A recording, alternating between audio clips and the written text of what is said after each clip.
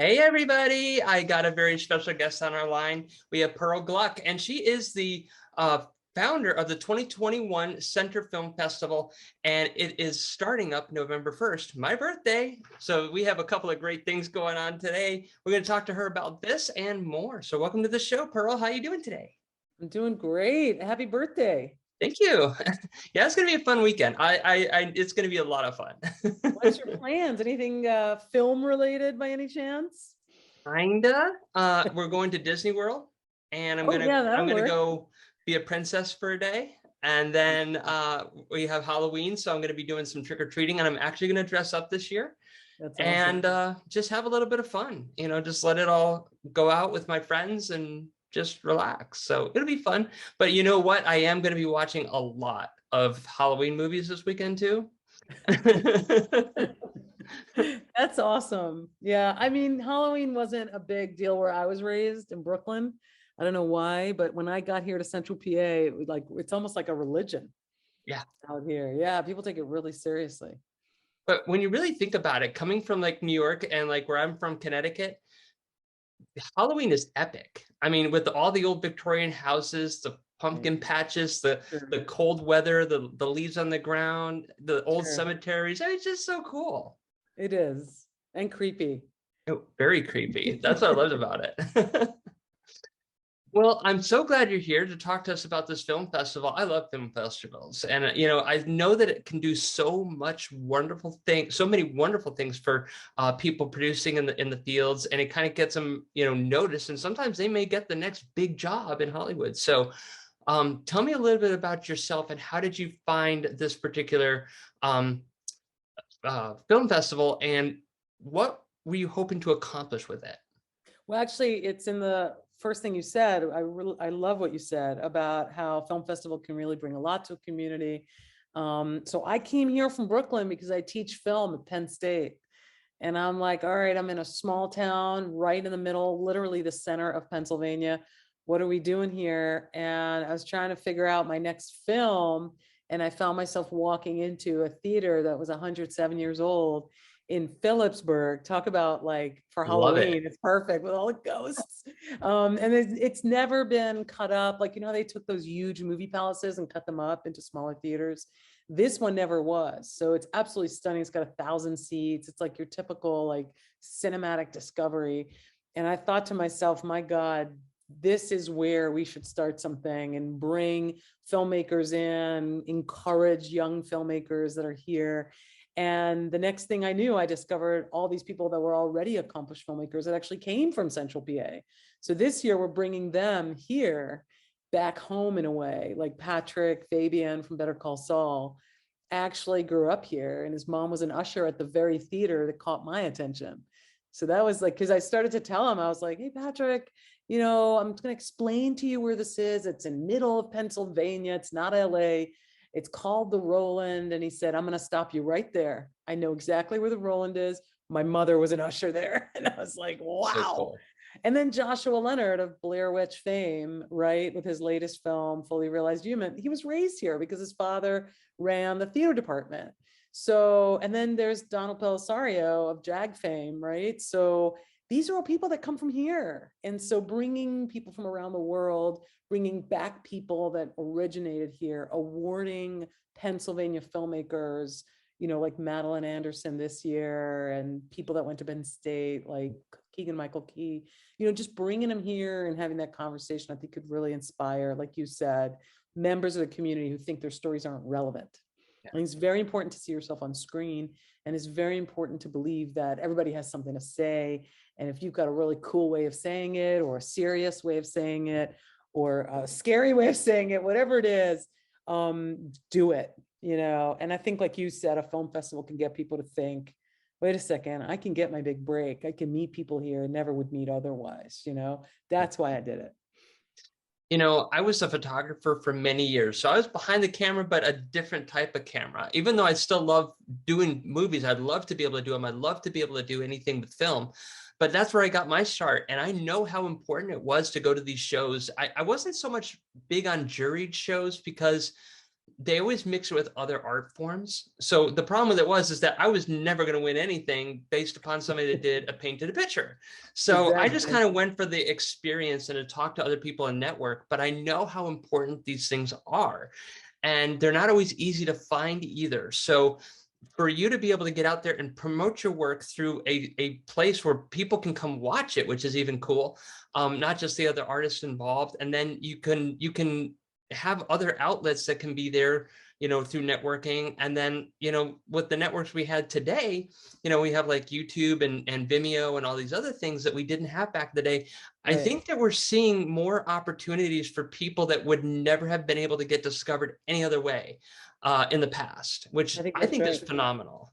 Yeah, that's right. And that's part of our mission too, is like, in addition to the historic theaters, which are neutral spaces, you can have any conversation you want, like no one's pushing any agenda. There's the intergenerational stuff, like you were saying, like if I have to try and get into a Sundance or even a South by Southwest, like a juried situation like that, it's really pressure and you don't really feel like you're going to be seen.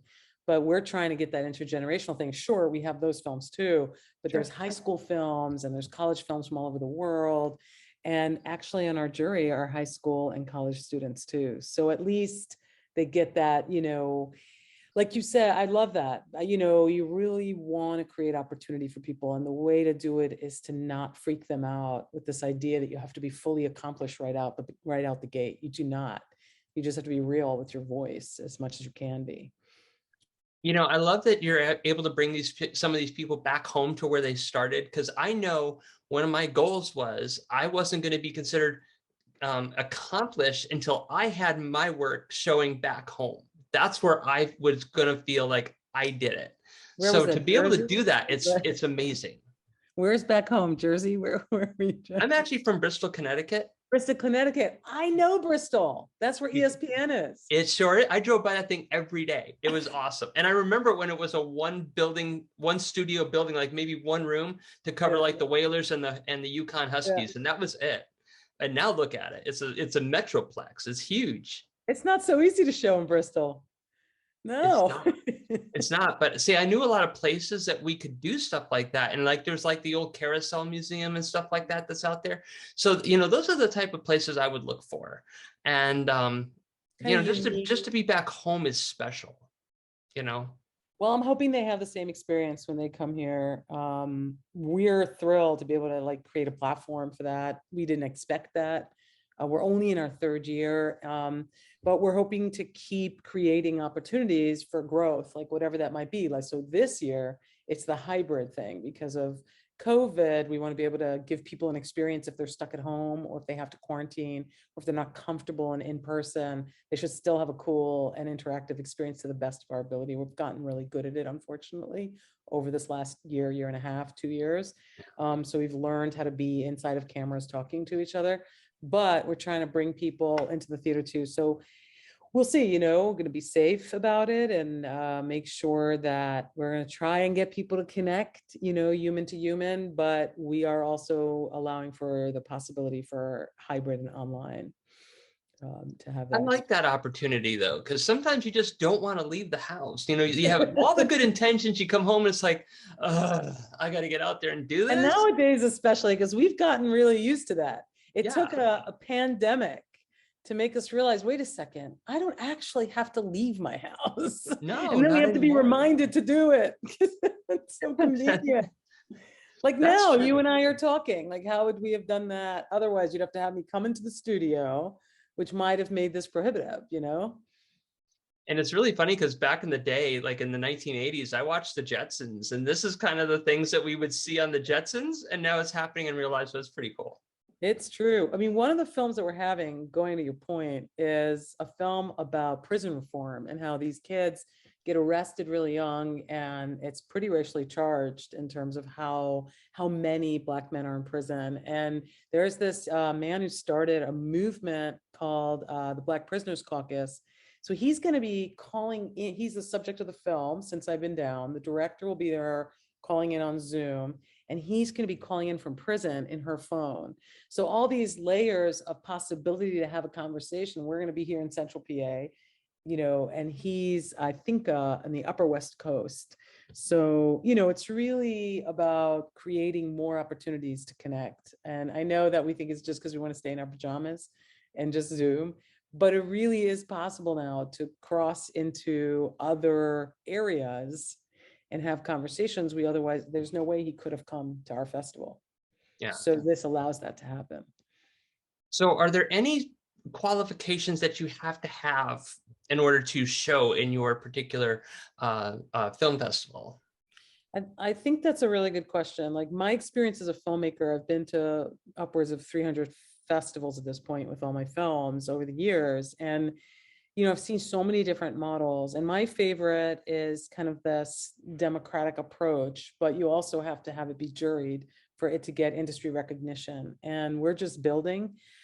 So therefore, we're doing that mix of films in competition, films not in competition. Like I said, the high school films, which have their own competition.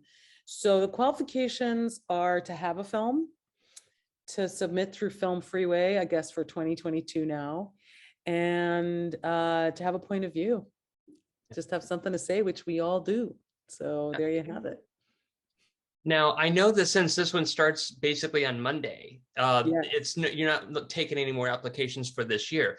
Yeah. How can people, when do you normally start to accept applications? Where can people submit their films to so they could be included?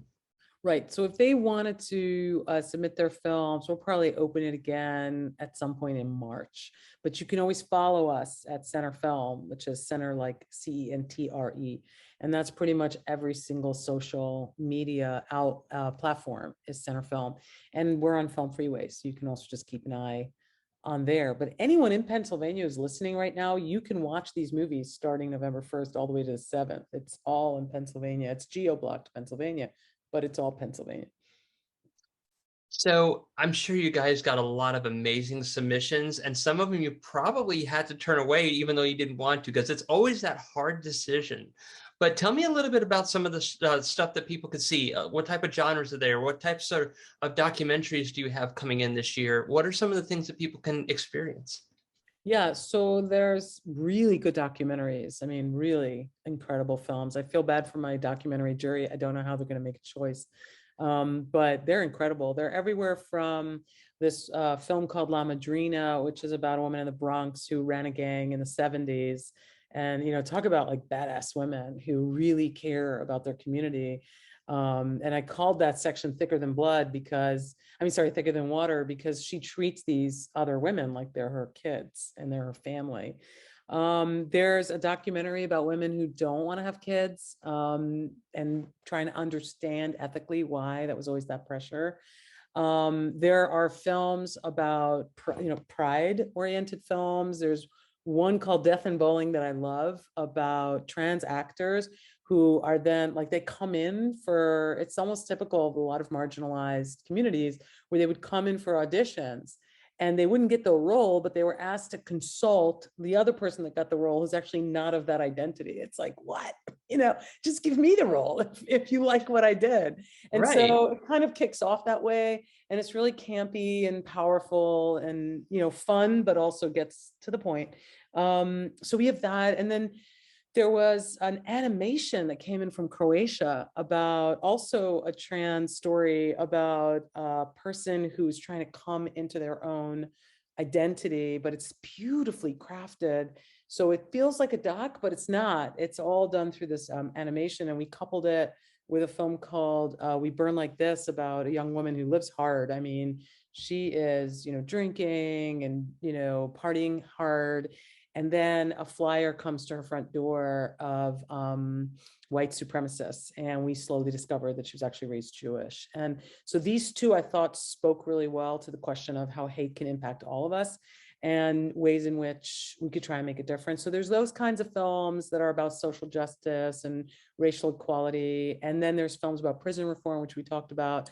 And then you have the offbeat comedies like Fully Realized Humans by Joshua Leonard, which is about this pregnant couple that decides to like live insanely, over the top so they can be fully realized before they're, tied down with their kid.